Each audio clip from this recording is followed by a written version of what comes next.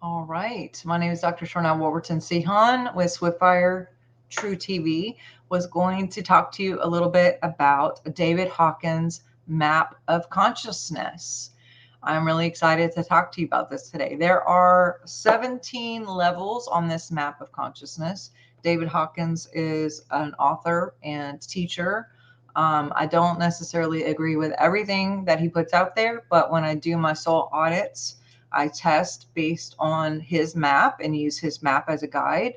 The way that I test is I do kinesiology, and that's my preferred method of testing. Basically, we can do remote muscle testing and just test you that way, or use a pendulum. I'm going to go over the different levels because I mentioned there's 17. The first one is 0 to 20, and that would be shame. Shame is uh, someone who's radiating at 0 to 20 would be feeling humiliated, have low self-esteem, oftentimes very paranoid, vibrating, can be like serial killers, rapists, people who have issues with morals, pretty good.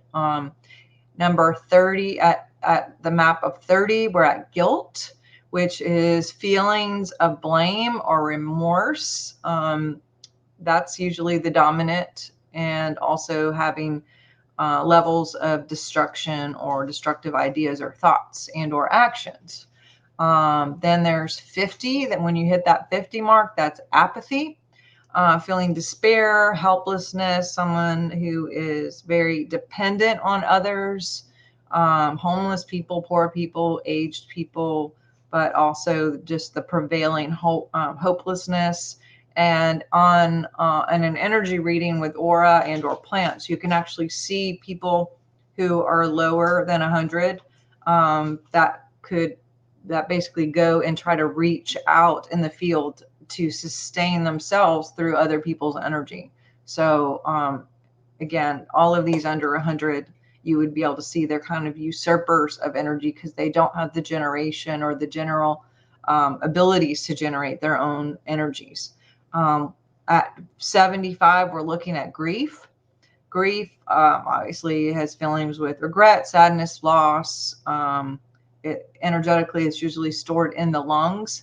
Many people vibrate at this when they've experienced loss of some time, of some part of their family or people or humanity.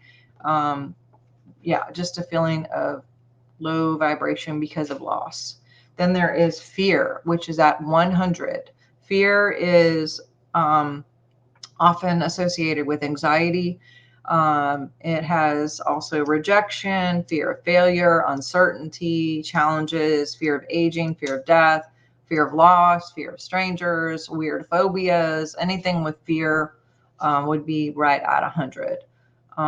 Desire is 125. Desire, you're feeling a little bit more energetic. There's a little bit more ambition with money or whatever, just desire in general. It could also be something that causes addictions, though. So be really careful with that desire, because sometimes people will obtain things with no morals associated. So, but yes, so anger is at 150. 150 is hate. It expresses itself as revenge and frustration and resentment. 150 is anger. Pride is at 175. Pride is kind of self-explanatory. It could be about themselves or external conditions or possessions, or some sort of feeling that you're better than other people.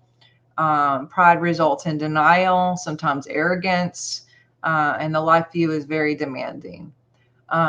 We're looking at courage now, which is 200. Most people that come to me are at least at 200, because if you are not at 200, then you're not even able to look at yourself yet. Once you hit that 200 mark, you have this reality or understanding that you have created your life, and that you can also uncreate it. So if there's bad patterns going on in your life, you can actually reverse engineer it and create something new. when you have courage at 200, this is usually an indication that you're finally at that understanding that I'm going to be responsible for how I got here. And I'm also going to be responsible for where I'm going, and having the courage to look at the flaws and or any responsible issues that could be there. This is a turning point. This is a time when you really separate the point between force and real power. And this gives you the ability to be filled with possibilities. It definitely marks a turning point for the pursuit of growth, and gives you that ability to step into things and to manage life better. After 200, then you can get up to neutrality. Neutrality is the number 250. 250, this emotion establishes a little bit more trust, safety. People here are a lot more non-judgmental, a little more objective on issues, being able to see both sides to things, being able to realize that people are just creating their own worlds. They kind of go with the flow, go with the punches, and they have a pretty good, happy settling. They, on the next point up would be 310, which is willingness. 310. At willingness, the individual is open to doing everything and anything to be able to get to that next point. They're really looking at themselves and willing themselves into a new set of circumstances. There's a lot of hope with willingness. At this level, people will perform extremely well in careers, corporations, any kind of startups, entrepreneur type things, and also being very aware of the internal work. They're willing to do the hard work as far as any shadow work or working with themselves. They're also really good at making their own energy, and investing their energy in the right things. Next level would be 350, which is acceptance. Acceptance here, you're finally at that place where you're accepting where you're at. You're seeing yourself for who you really are. The social construct is to be very present in life and to discern. That discernment really kicks in for understanding limiting beliefs, as well as conditioning, programming, looking at other constructs with other people on the planet, or any kind of collective beliefs or programs. So this is a way to kind of like be above and beyond that. Reason as 400. Reason is the understanding or rationality. This one can take a huge amount of information from different sources and integrate them into a really good picture, to be able to see big things in a big picture way and break it down in a small way and communicate that. They're very intellectual people, a lot of geniuses, Tesla and Elon and a lot of other people that are in the 400s. Sometimes they can be a little over intellectual and too like into too much logic, and don't always go with their intuition. But if they've tapped into intuition, then they're able to integrate that really well too. Their life view is very meaningful. They do everything with intention and use those skills to be able to do multiple tasking things, lots of things at once, and to manage multiple companies, for example, or multiple ideas or multiple things. And then we have love at 500. Love is unconditional love. This is the highest. This is the best. Only 1 in 250 people even reach this level. So only 0.4% of the population is even at love. It's unwavering. It has nothing to do with external circumstances. Like I said, it's unfaltering, unconditional love. And love is very awesome. I love love. So let's all shoot for love. I have only scanned 2 people who are at the love level besides Jesus, and that is the guy who wrote the book Four Agreements, as well as what's his name, Eckhart Tolle. So they're both at the 500 level. Joy as 540. Joy would be a bump up from love. This is obviously joy, serenity, compassion, inner joy that comes from within and not on anything based on external sources.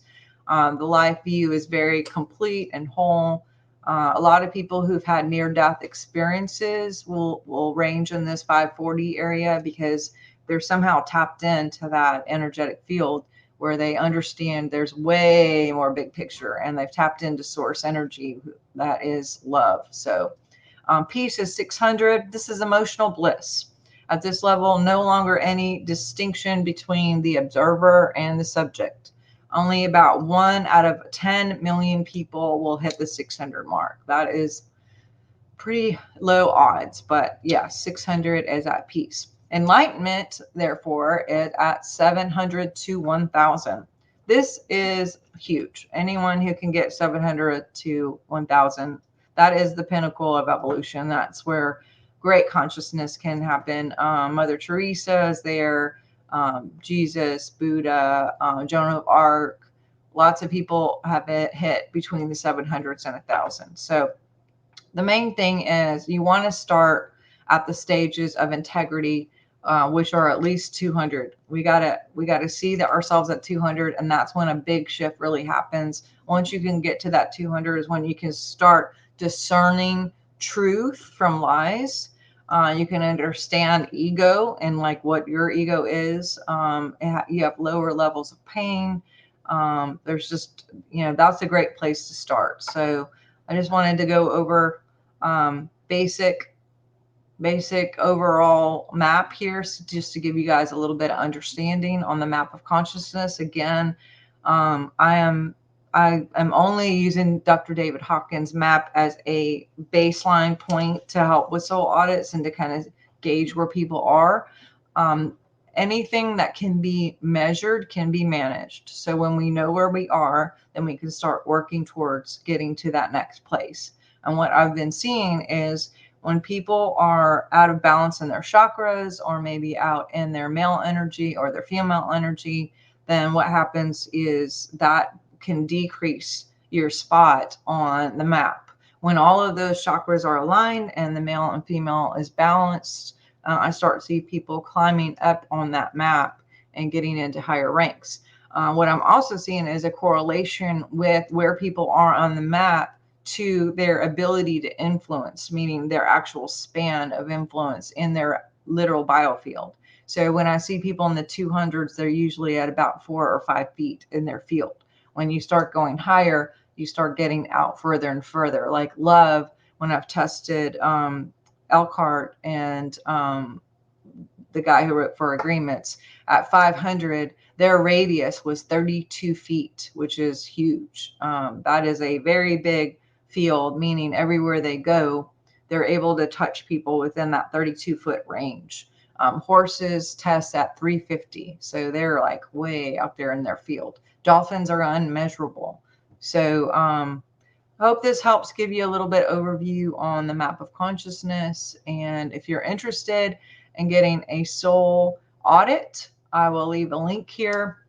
We can test where you are. We can test where, what roots, where your chakras are, from root all the way up to crown. We can test the male and female energies. We can test your heart space. We can test your soul width. We can test your soul radius. And then once you know where you are, we can give you some homework to give you some abilities to be able to bump yourself up and get things rotating in the right direction. So hope this was helpful. You can go to swiftfire.org for more information on a soul audit, and I look forward to working with you. All right, bye.